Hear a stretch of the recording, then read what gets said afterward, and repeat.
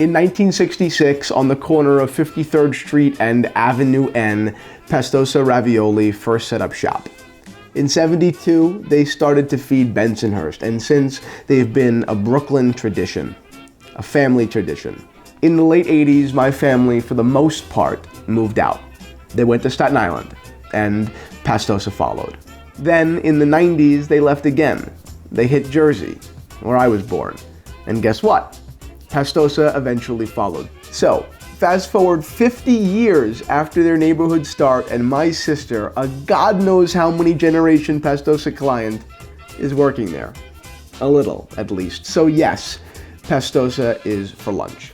I find it all so romantic. You know, the idea that the grandson of the founder still nurtures the business, still pushes it to expand.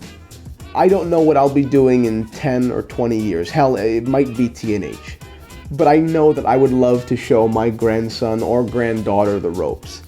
Then, I wouldn't mind if their expansion dwarfs what I managed to build. But in the meantime, let's keep building. Let's talk watches.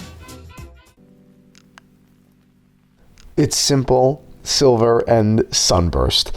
This vintage Jacques Girard is the answer to so many watch geeky prayers for an affordable, reliable, and detailed automatic.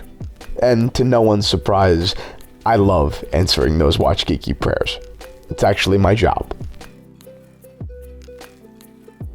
Blue linen? Yes, please. It's got all of the style of a vintage Patek or even a Piaget, doesn't it? I mean, if I didn't know better, I'd think this was a platinum case.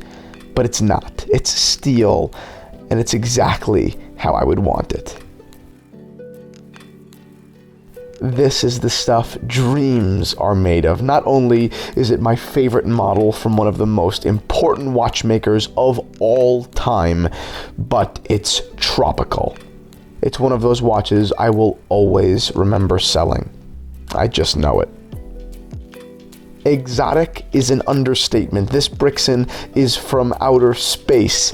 The condition and colors do the sporting heritage of the chronograph function justice. I would never tire of this thing.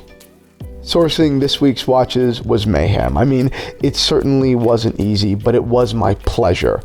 Just as it will be my pleasure to answer your questions, wrap these up, and ship them off to their new geeky homes.